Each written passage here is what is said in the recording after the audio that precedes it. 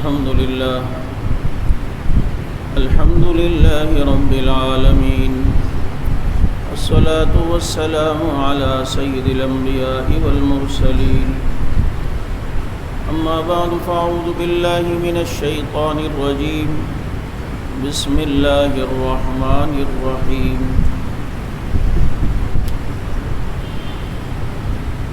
السابقون الأولون من المهاجرين والأنصار والذين اتبعوهم بإحسان رضي الله عنهم ورضوا عنه. قال النبي صلى الله عليه وسلم لمعاوية رضي الله تعالى عنه: اللهم اجعله هاديا مهديا واهد به. يا رب صل وسلم دائما أبدا على حبيبك خير الخلق كلهم. هو الحبيب الذي ترجى شفاعته لكل هول من الأهوال مقتحم. درود پاک.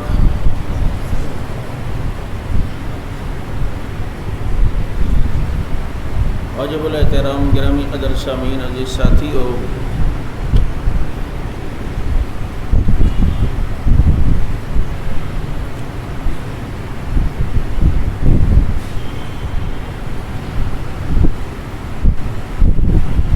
آج جمعہ کے خطبوں میں ہم نے علماء سے، خطباء سے اپیل کی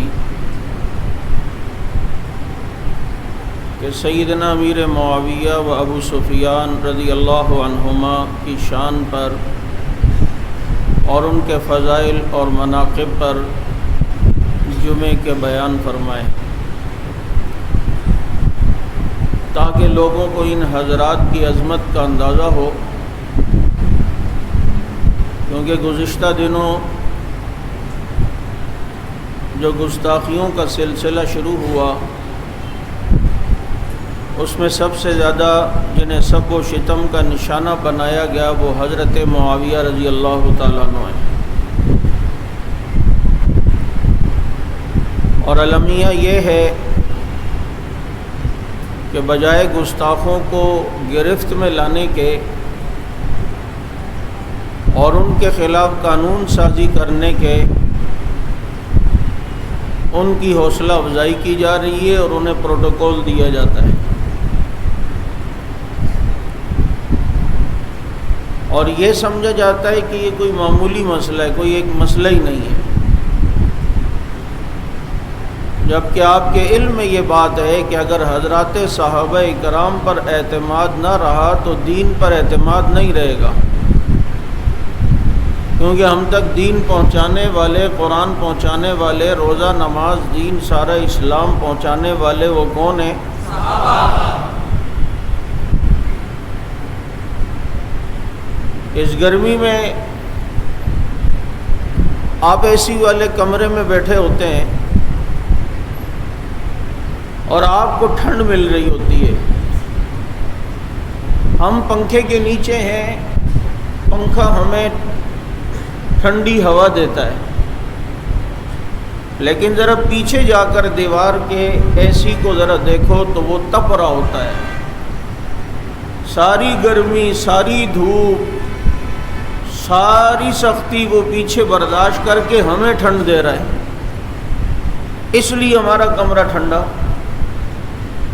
یہ پنکھے کے اندر کی مشینری کو آپ ہاتھ لگائیں تو کتنی گرم ہوگی کہ پیچھے وہ اتنے گرم، لیکن یہ خود تو سب چیز برداشت کر رہے ہیں، ہمیں ٹھنڈک دے رہے ہیں. یوں ہی کچھ صدیاں پیچھے چلے جائیں، سارے زمانے کی دوڑ دھوپ، سختیاں، پریشانیاں، طوفان، ساری گرمیاں صحابہ نے اپنے پہ سہی، لیکن ہمیں ماں کی گود میں سکون سے کلمہ دیا. میرے دوستو، ہر صحابی جس نے ایمان کی حالت میں پیغمبر کو دیکھا، خدا کی قسم کوئی بھی اس کے مقام اور مرتبے کو نہیں پہنچ سکتا. یہ بات آپ کے علم میں ہونی چاہیے کہ اپنی محنت، اپنے عمل، اپنا تقوی، اپنے ریاضت، اپنا زہد، اپنی عبادات کے ذریعے نہ کوئی نبی بن سکتا ہے، نہ کوئی صحابی بن سکتا ہے۔ نبی عمل کی وجہ سے نہیں بنتا، نبی کو نبوت اللہ کی طرف سے ملتی ہے، اور کوئی عمل کی وجہ سے صحابی نہیں بنتا، بلکہ یہ شرف بھی اللہ کی طرف سے ملتا ہے۔ ورنہ ایسے صحابہ بھی ہیں جنہوں نے ایک نماز نہیں پڑھی، ٹائم ہی نہیں ملا، فجر کے بعد مسلمان ہوئے، ظہر سے پہلے اسیرم شہید ہوئے، ایک عمل نہیں، ایک نماز نہیں، ایک روزہ نہیں، ایک حج نہیں، لیکن آج ساری دنیا کے نمازی، حاجی، قاضی، حافظ، عالم سب مل کے اسیرم کا مقابلہ کر سکتے ہیں۔ یہ اصول سمجھ لینا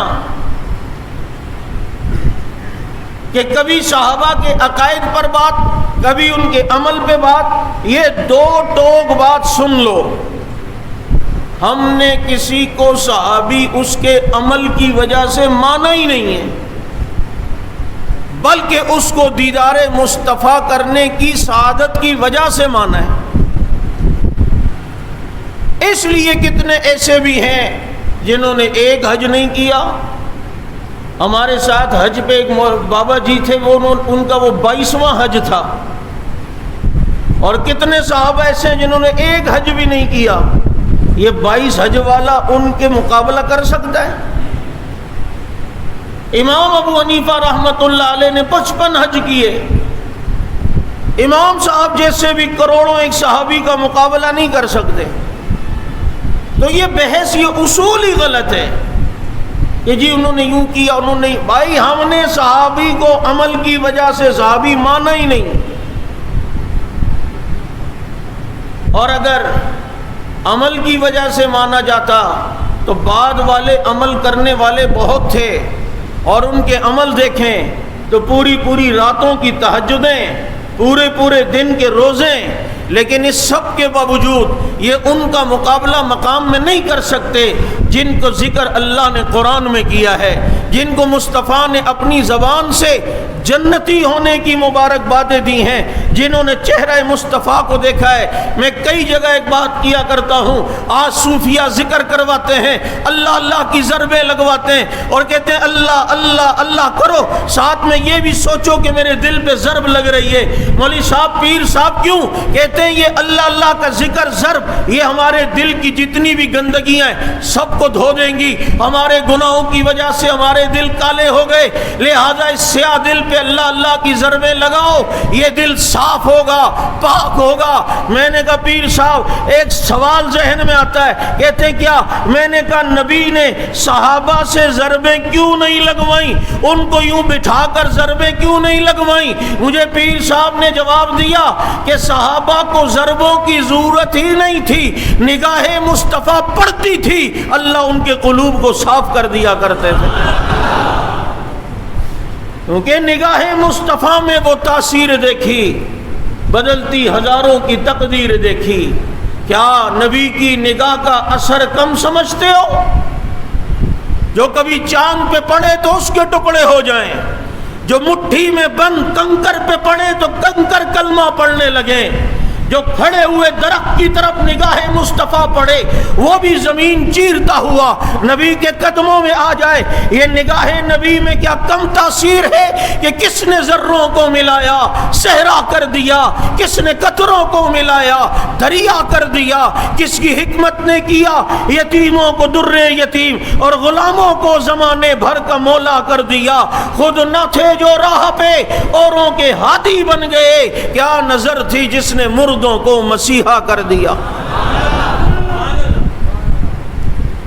اب جب نبی کو حالت ایمان میں دیکھ لیا، بس اللہ تعالیٰ نے اسے صحابیت کے شرف سے نواز دیا۔ اب یہ صحابیت کا شرف قیامت تک کسی کو نہیں مل سکتا۔ اپنی عبادت، ریاضت، مجاہدہ، نفلیں، ذکر، روزہ، اس کی وجہ سے کوئی چاہے کوئی بھی نہیں بن سکتا۔ یہ سعادت بزور بازو نیست، یہ اللہ تعالیٰ نے سعادت اگر کسی کی قسمت میں رکھی ہے، وہ دیوانے مصطفیٰ تھے، وہ پروانے مصطفیٰ تھے، وہ چوکیدار مصطفیٰ تھے، وہ پیغمبر کے پہرے دار تھے جن کو نبی کا یار کہا جاتا ہے۔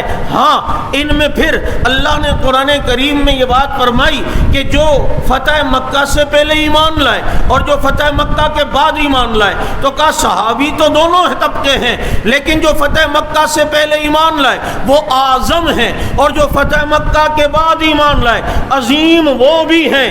اگر وہ اکمل ہیں تو کامل یہ بھی ہیں، اگر وہ برتر ہیں تو جناب بہتر یہ بھی ہیں، کیونکہ فتح مکہ سے پہلے جو ایمان لائے ان کا درجہ ان کے مقابلے میں زیادہ ہے۔ لا یستوی منکم من انفق من قبل الفتح وقاتل اولئک اعظم درجۃ من الذین انفقوا من بعد وقاتلوا۔ اللہ نے کہا یہ دونوں طبقے اعتبار سے برابر نہیں ہو سکتے، یہ دونوں طبقے مقام کے اعتبار سے برابر نہیں۔ جو فتح مکہ سے پہلے ایمان لائے وہ اعظم ہیں، جو فتح مکہ کے بعد ایمان لائے وہ عظیم ہیں۔ اللہ یہ دونوں تو ایمان لائے، لیکن ان دونوں کا حکم کیا ہے، ان کے بارے میں عقیدہ کیا رکھنا ہے؟ فرمایا وَكُلًّا وَعَدَ اللَّهُ الْحُسْنَىٰ، میں نے دونوں طبقوں سے جنتی ہونے کا وعدہ کر دیا ہے۔ وَكُلًّا وَعَدَ اللَّهُ، اور دوسری جگہ قرآن میں ان الذین سبقت لہم من الحسنى اولئک عنہا مبعدون، جن سے اللہ نے حسنہ کا وعدہ کر لیا وہ جہنم سے دور ہوں گے، وہ جہنم سے دور ہوں گے۔ اور یہ حسنہ کا وعدہ اللہ نے دونوں طبقوں سے کیا۔ یہ بات میں نے اس لیے کی کہ بہت سے لوگوں کو پیٹ میں مروڑ ہوتا ہے، حضرت معاویہ تو فتح مکہ کے بعد ایمان لائے۔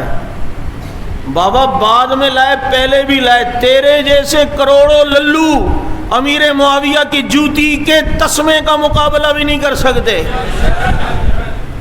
پہلے بعد میں، تیرے بعد ایمان لائے۔ یہ بات ابو بکر صدیق کہے تو باندھتی ہے، لگتی ہے کہ وہ کہیں کہ جی وہ بعد میں ایمان لائے، عمر کہے تو لگتا ہے، اور علی عثمان کہیں تو پتہ چلتا ہے، وہ کہیں تو کہتا ہے جس کے اندر ایمان ہی نہیں، کہ وہ پہلے ایمان نہیں بعد میں لائے۔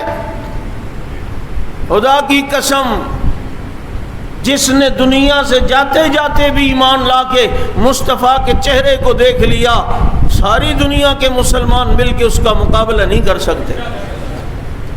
اور معاویہ تو پھر معاویہ ہیں رضی اللہ تعالیٰ عنہ، ان کی تو پھر شان ہی کچھ اور ہے۔ اللہ کے نبی نے کئی جگہوں پر ان کے فضائل بیان کیے۔ اپنی بہن کی گود میں سر رکھ کے لیٹے ہیں، ابن حجر رحمۃ اللہ علیہ نے یہ روایت لکھ کر نقل کی ہے۔ نبی نے دیکھا حضرت ام حبیبہ نبی کی بیوی حضرت معاویہ کی بہن ہے، کہا ام حبیبہ تمہیں اپنے بھائی معاویہ سے بہت محبت ہے؟ کہا اللہ کے نبی بہت محبت۔ کہا ام حبیبہ معاویہ سے تو محبت نہیں کرتی، معاویہ سے اللہ اور اس کا رسول بھی محبت کرتا۔ بات سمجھ آ رہی ہے یا نہیں؟ جس چمار کو دیکھو وہ حضرت معاویہ رضی اللہ عنہ صحابہ پر تنقید کرتا ہے، انگلی اٹھاتا ہے۔ اپنے گھر کی خبر لو، اپنے شجروں کا پتہ کرو، نسب کا پتہ کرو، وہاں کوئی گڑبڑ ضرور ہے۔ جو گڑبڑی ہوتا ہے وہی نبی کے یاروں پر بھونکتا ہے۔ بات صحیح ہے یا نہیں ہے؟ اور حضرت معاویہ رضی اللہ عنہ کے بے شمار فضائل، میں نے ایک جگہ ایک بات کی، اللہ نے ایک بات ذہن میں ڈالی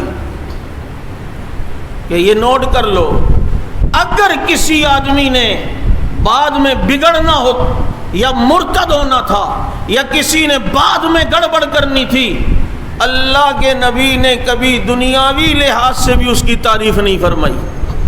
اللہ نے تعریف کرنے ہی نہیں دی، دنیاوی لحاظ سے بھی کبھی اس کی تعریف نہیں فرمائی۔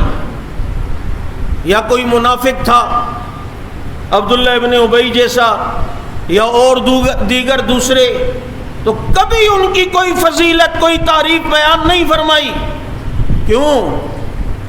اگر بعد میں ان کی پہلے نبی کوئی فضیلت نبی یہی فرما دیتے یہ بہت اچھا آدمی ہے، تو پتہ ہے بعد میں اس نے مرتد ہو کر یا بگڑ کر یا عقیدہ خراب کر کے اس جملے کو پیش کر کے لوگوں کو بے وقوف بنانا تھا، گمراہ کرنا تھا۔ وہ کہتا دیکھا بھائی میں تو وہ ہوں جس کی تعریف نبی نے کی ہے، میں تو وہ ہوں جس کی تعریف نبی نے فرمائی ہے، دیکھو نا میری تعریف نبی نے بھی تو کی ہے، اگر میں جس رستے پہ چل رہا ہوں یہ غلط ہوتا تو نبی میری تعریف کیوں فرماتے، نبی میری شان میں کیوں بات کرتے، نبی میری فضیلت کیوں بیان کرتے۔ یہ بڑا اسلام کا مسئلہ تھا، اور چونکہ یہ آخری مذہب ہے، آخری دین ہے، آخری کتاب ہے، آخری شریعت ہے، آخری نبی ہے، اللہ نے اس کی تمام چیزوں کو دیکھنا تھا، اس لیے کسی ایسے بدبخت یا منافق شخص کی تعریف نبی سے کبھی کروائی نہیں۔ اگر کروائی ہے نبی کی زبان اطہر سے تعریف تو ابو بکر کی کروائی، عمر کی کروائی، عثمان کی کروائی، علی کی کروائی، حسنین کی کروائی، معاویہ کی تعریف کروائی، حضرت ابو سفیان کی تعریف کروائی، طلحہ کی تعریف کروائی، زبیر کی تعریف کروائی، سعد کی تعریف کروائی، سعید کی تعریف کروائی، بلال کی تعریف کروائی۔ پیغمبر کے جتنے یار ہیں ان کی تعریفیں پیغمبر کی زبان سے رب نے کروائی ہیں، کیونکہ رب کو ان کا حال بھی پتا تھا، رب کو ان کا مستقبل بھی پتا تھا۔ اور حضرت معاویہ رضی اللہ عنہ وہ تو اتنے عظیم انسان، 65 لاکھ مربع میل پر جو اسلام پھیلائے، ان کی یہ خدمات تمہیں نظر نہیں آتی بدبختو؟ بات کیا لی جاتی ہے؟ وہ فیعۃ الباغیہ تھے۔ حضور نے فرمایا عمار تجھے فیعۃ الباغیہ قتل کرے گا، باغی گروہ۔ اور دیکھو نا حضرت عمار حضرت علی کی فوج میں تھے تو وہ شہید ہو گئے، تو قتل تو سامنے والوں نے کیا تھا، تو پتہ چلا یہ باغی گروہ ہے۔ اس کو لے کر مرزا انجینئر اور دیگر دوسرے بھی کیڑے وہ بات کرتے ہیں۔ بات سنو، حضرت عمار کو باغی گروہ قتل کرے گا، نبی فرما دیں اور ایسا نہ ہو، یہ ہو نہیں سکتا، لیکن وہ باغی گروہ ہے کون؟ حضرت عثمان کے خلاف جس نے چڑھائی کر کے حضرت عثمان کو شہید کیا، یہ گروہ باغی تھا یا نہیں؟ بولو، یہ گروہ باغی ہے یا نہیں؟ یہی تو وہ گروہ تھا جس نے حضرت علی کی فوج میں پناہ لی، اور حضرت معاویہ نے فرمایا ان کو پہلے باہر نکالیں، ہم پھر آپ کے ہاتھ پر بیعت کریں گے۔ وہ ادھر بھی شامل ہو گیا، ادھر بھی وہ گروہ، تاکہ جناب ہمیں چھپنے کی جگہ ملے۔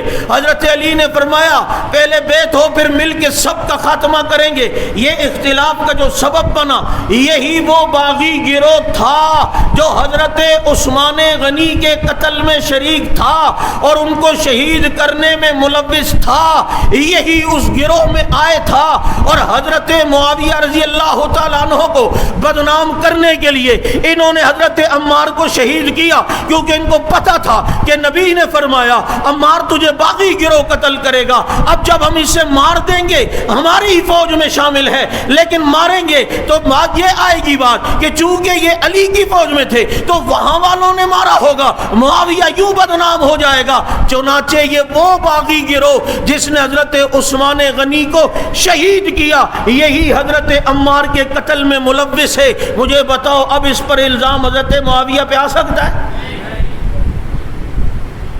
اور پھر دوسری بات سنو، حدیث میں آتا ہے انما الاعمال بالخواتیم،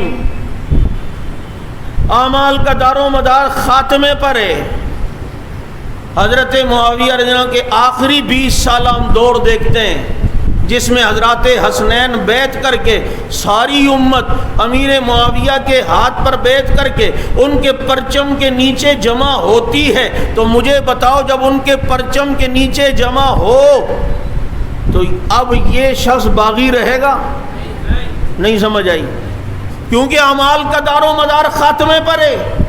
اب تو سارے ان کے ہاتھ پر بیعت کر رہے ہیں، ان کے جھنڈے کے نیچے 20 سال ان کا اقتدار چلا اور ان کا دور خلافت چلا۔ تو اب مجھے بتاؤ حضرت معاویہ پر کوئی باغی ہونے کا الزام لگا سکتا ہے؟ یہ ڈھکوسلے، مصیبت یہ ہے کہ بدگمان ہونے سے پہلے اگر تم ادھر ادھر سے کسی جگہ سے سنو تو پہلے اس کی تحقیق کروا لیا کرو۔ حضرت معاویہ رضی اللہ تعالیٰ عنہ، ان کے کارناموں کی طرف کوئی توجہ نہیں، اور جو فاتح قبر سے کہ پیغمبر نے فرمایا جو سب سے پہلا لشکر سمندر کی جنگ لڑے گا وہ جنتی ہے، اور اس لشکر جو سمندر کی جنگ پہلی لڑتے ہیں وہ لشکر، اس کا امیر حضرت معاویہ ہے۔ کیا یہ بھول گئے؟ اور پھر حضرت حسنین، یہ حضرت حسین سے بڑا عاشق بنتا ہے نا، اپنے والد کے عاشق حضرت حسین تھے علی کے، یا یہ ہے؟ حضرت حسن و حسین حضرت معاویہ کے ہاتھ پہ بیعت کرتے ہیں یا نہیں؟ میں ایک اصول ہمیشہ بتایا کرتا ہوں، تم سے زیادہ کوئی پڑھ کرے تاریخ میں یہ اس کو کہے میں کسی کو نہیں مانتا، مجھے بتا حضرت حسن و حسین نے حضرت معاویہ کو امیر مانا نہیں، ان کے ہاتھ پر بیعت کی یا نہیں؟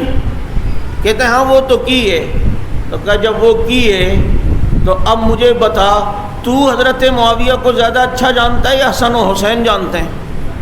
بات ہی ختم، کیونکہ تمہارے ہاں حسن حسین امام ہیں اور ان کا عقیدہ امام معصوم ہوتا ہے۔ معصوم اس کو کہتے ہیں جو غلطی نہ کرے۔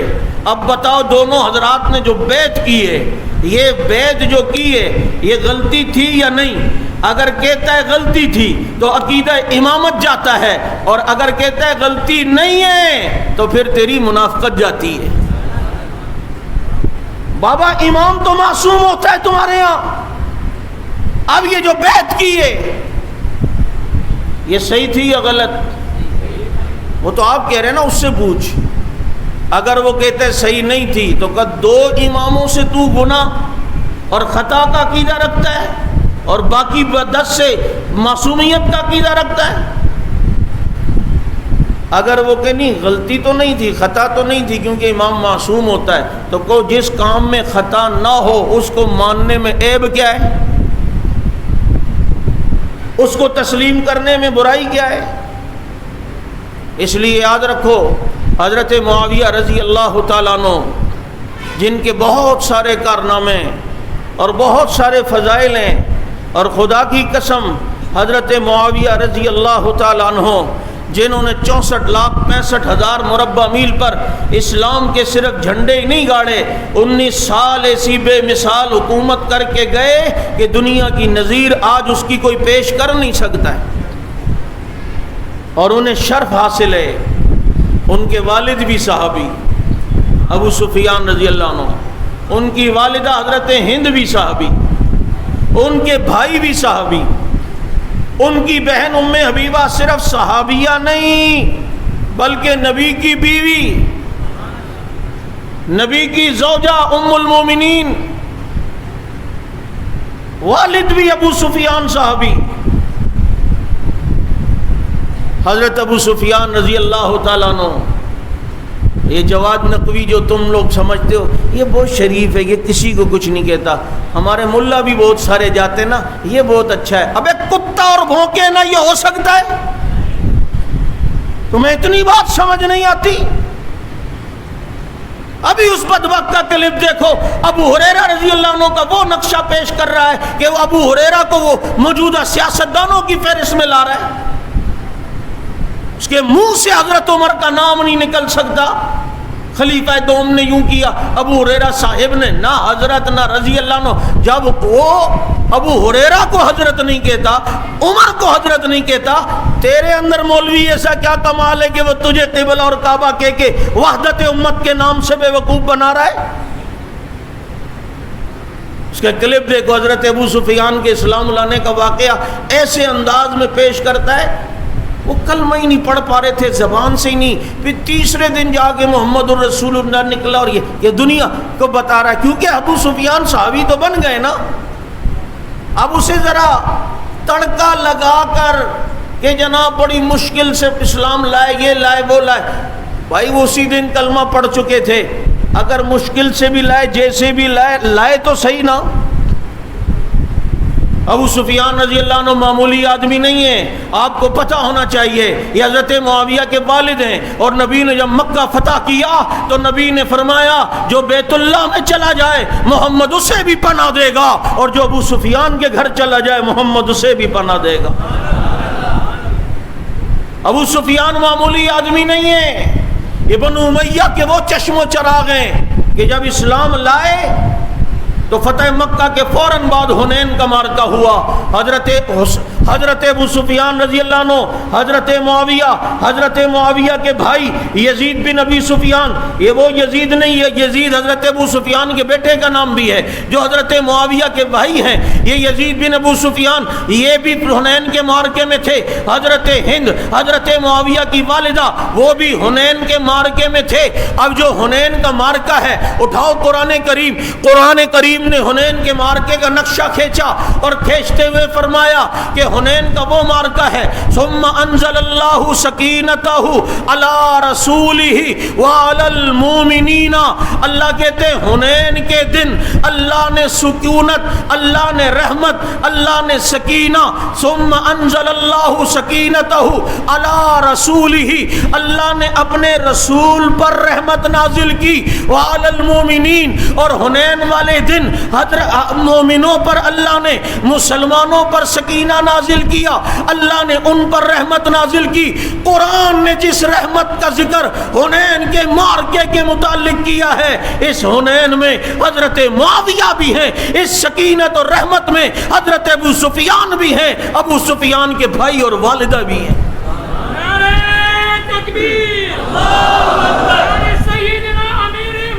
آج یہاں پر کوئی بزرگ واقعہ لکھیں اور کہیں جی فلاں بزرگ بیعت کر رہے تھے اور دعا کرنے لگے، اللہ نے ایسی رحمت بھیجی، سب نے اس رحمت کو اپنی آنکھوں سے دیکھا۔ آپ کے دادا، نانا، چاچا، والد میں سے کوئی ہو تو آپ کتنے فخر سے لوگوں کو بتاؤ گے یہ جو کتاب کا اور جس بیعت کا ذکر ہے نا، تو اس میں دیکھا کہ اللہ کی رحمت آ گئی، بارش ہونے لگی، اس میں میرے ابا جان بھی شریک تھے، پتہ ہے اس میں میرے دادا بھی تھے۔ ابو سفیان تیری جوتی پہ قربان جاؤں کہ اللہ جس رحمت اور سکینت کا ذکر کر رہے ہیں، ثم انزل اللہ سکینتہ علی رسولہ وعلی المومنین، اللہ نے حنین میں رحمت نازل کی نبی پر اور رحمت نازل کی مسلمانوں پر۔ جس رحمت کا ذکر نبی کے ساتھ کیا، اسی سکینت اور رحمت کا ذکر مومنوں کے ساتھ کیا۔ اس رحمت پر جو نبی اور مومنوں پر نازل ہوئی، یہ حنین کے دن ہوئی ہے، اور حنین کی لڑائی میں ابو سفیان بھی شامل ہے، معاویہ بھی شامل ہے۔ کتنی بڑی سعادت ہے۔ اور پھر حنین فتح ہوا، طائف کے لوگ قیدی بن گئے۔ اللہ کے نبی نے جتنے قیدی تھے یہ سارے کے سارے ابو سفیان رضی اللہ عنہ کے حوالے کیے کہ تم نے ان کا خیال رکھنا ہے اور ان کی پہرے داری کرنی ہے۔ یہ سعادت حضرت ابو سفیان کو حاصل۔ اور کیا سعادت حاصل؟ ابو سفیان رضی اللہ تعالیٰ عنہ یہ جب ولیویلہ بنے ثقیف، طائف کا ایک قبیلہ ہے، یہ لوگ آئے بڑی شرائط کے ساتھ مسلمان ہونے کے لیے کہ جی آپ ایسا کریں کہ ہم نماز نہیں پڑھیں گے مسلمان اگر ہوگا، نہیں یہ منظور نہیں ہے۔ کہا اچھا یہ کریں گے، زکوٰۃ نہیں دیں گے، کہا نہیں یہ بھی منظور نہیں ہے۔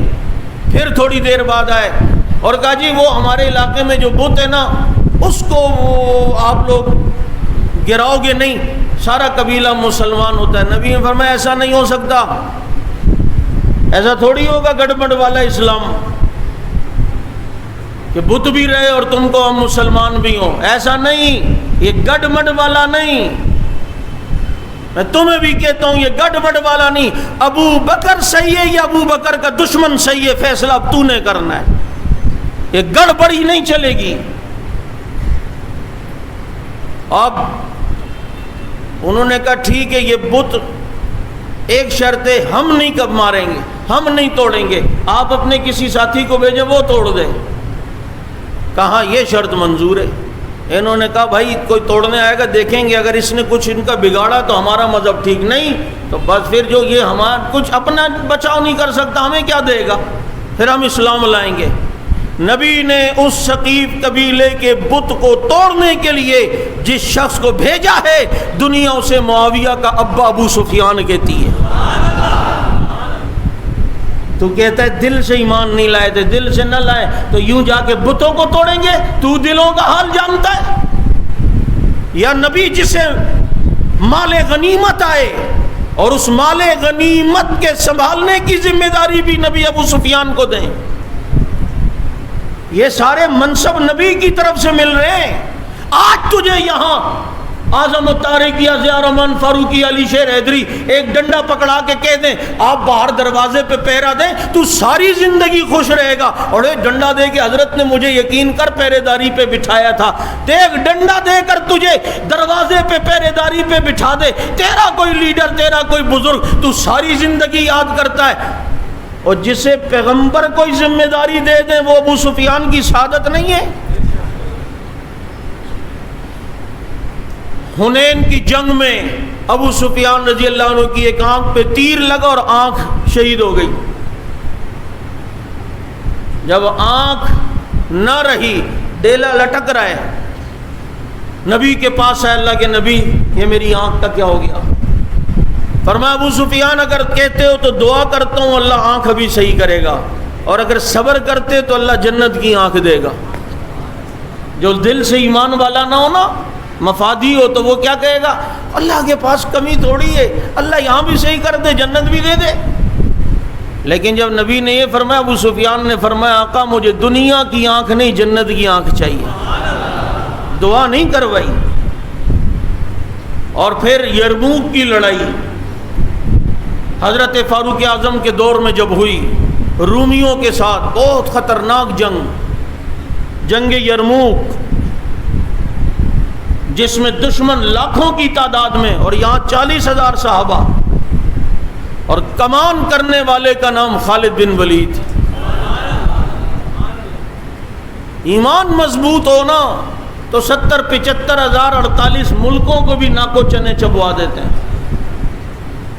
جاؤ نہ دیکھو ان لوگوں کو کیسی بات کرتے ہیں، صحابہ کو پڑھتے ہیں یہ لوگ، یہ جو افغانستان میں یہ لمبی لمبی پگڑیوں والے آئے ہیں، ان کو کیا طریقہ ہمارے والوں کو بات کرنے کا؟ وہاں سے عرب چینل کی ایک لڑکی یہاں پر، آپ نے دیکھا ہوگا، یہاں کے نمائندے کو آن لائن لیتی اور کہتی ہے دیکھیں جی آپ جو شریعت وہاں نافذ، یہ قرآن و سنت کے منافی ہے، ہم جیسے ہوتے نہیں نہیں قرآن و سنت کے۔ اب وہ پر کٹی لڑکی آگے سے طالب اس کو جواب کیا دیتا ہے؟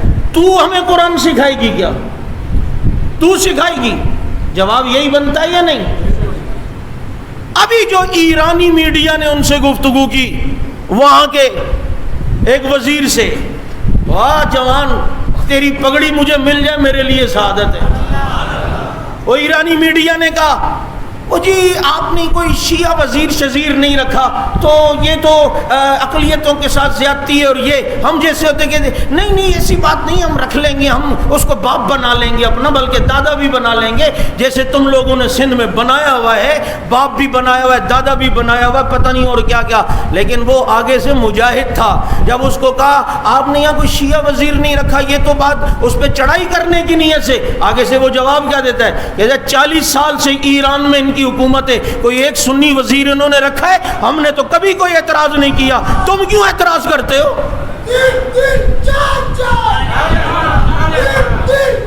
جواب بھی یہی ہے۔ ہمارے لوگ تو ڈرتے ہیں۔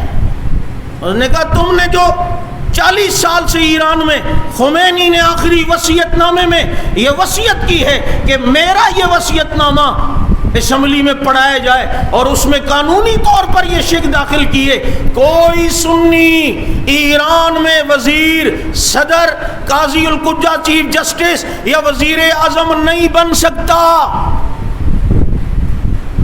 یہ وہاں کے قانون میں، اور دنیا کو بتاتے ہیں حقوق ہمیں نہیں دیے جا رہے، حقوق یہ نہیں دیے جا رہے، تمہیں اور کیا حقوق ملیں؟ تم پاکستان میں سب کے بابا دادا بنے ہوئے ہو، لیکن بننے کی کوشش کر رہے ہو، ہم بننے نہیں دیں گے۔ جو دادا بن کے پنڈی جائے گا اسے یوں ہی ذلیل کر کے نکالیں گے جیسے ملعون میراثی کو نکالا ہے۔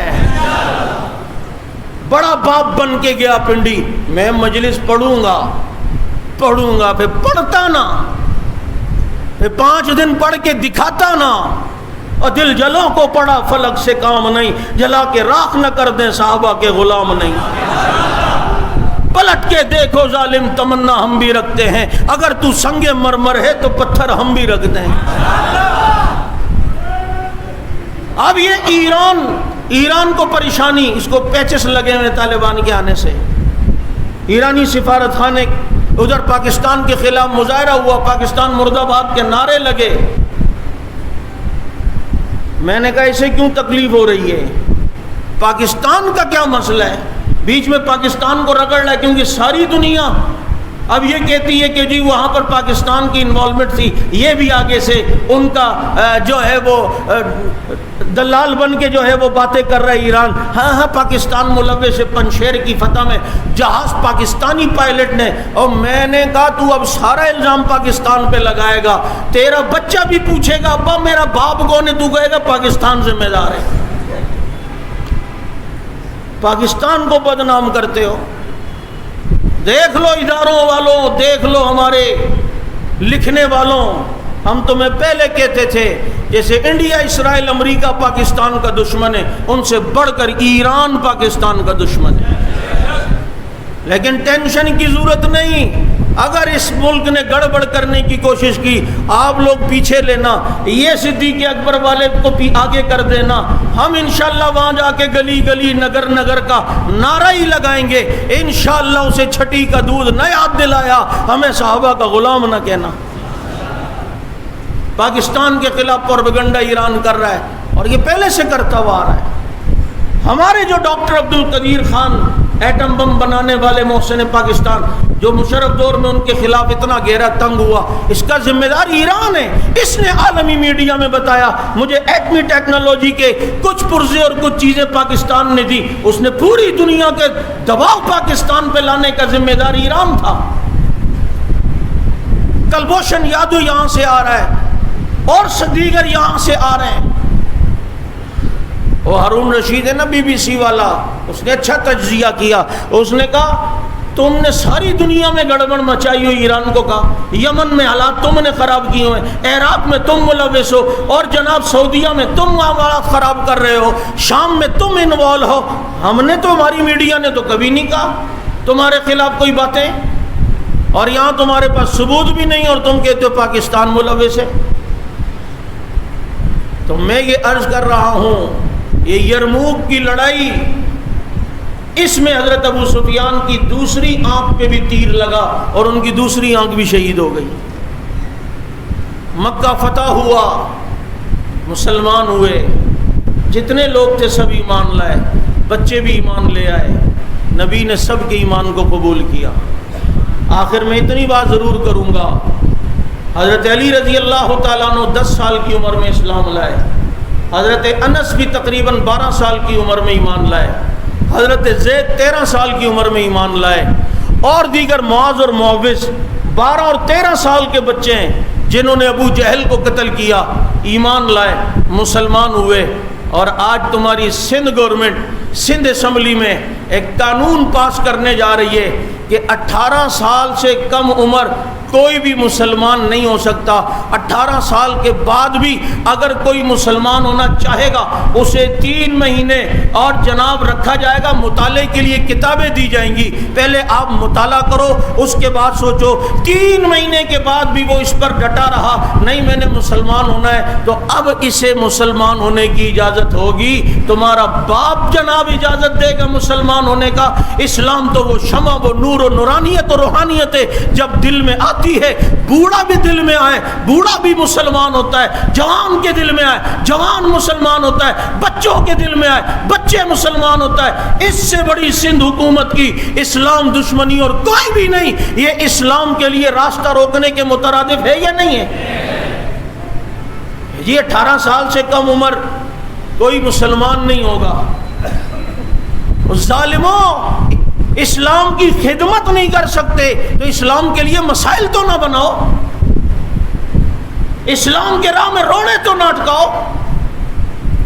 ہمارے ملک میں قانون ہے 15-14 سال کی لڑکی اگر اپنی خوشی سے بھاگ کر شادی کرنا چاہے، اس کا باپ، اس کی ماں، اس کے بھائی اسے کچھ نہیں کہہ سکتے۔ لڑکی کو تم 15-14 سال کی عمر میں اجازت دے رہے ہو، وہ اپنا گھر، اپنے ماں باپ کی عزت کو اجاڑ کے چلی جائے، اس کو قانون کچھ نہیں کہہ سکتا۔ اور یہاں کوئی 15 سال کی بچی اسلام لے آئے اپنی خوشی سے، تم کہتے ہو نہیں یہ اجازت نہیں ہے، تمہاری اجازتوں کی اسلام کو کوئی ضرورت نہیں ہے، اور اس بل کو ہم قبول نہیں کرتے۔ آپ ہاتھ اٹھا کر میری تائید کریں، یہ بل منظور، یہ بل منظور، یہ بل منظور۔ اور اگر تم منظور کر بھی لو، ہم یہاں کوئی موقع ملا تو یہاں انشاءاللہ بچوں کو کلمہ پڑھوا کر دکھائیں گے۔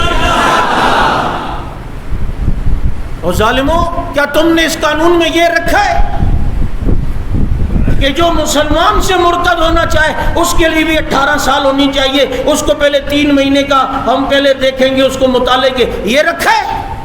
کافر بھلے ہوتے رہے، مسلمان کوئی نہ ہو۔ تمہیں اپنے اسلام کا تو پتہ نہیں، بھنگ پی کے سوتے ہو اور پتہ نہیں ہے کہ مسلمان اسلام کو کیا ہو رہا ہے، مسلمانوں کی کس چیز میں بقا ہے۔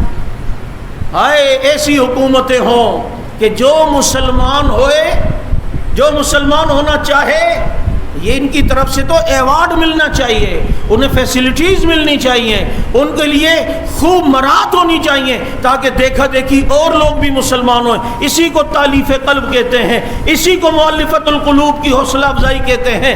ہونا تو یہ چاہیے، بجائے یہ کرنے کے۔ یہ پتہ ہے کیوں ہو رہا ہے؟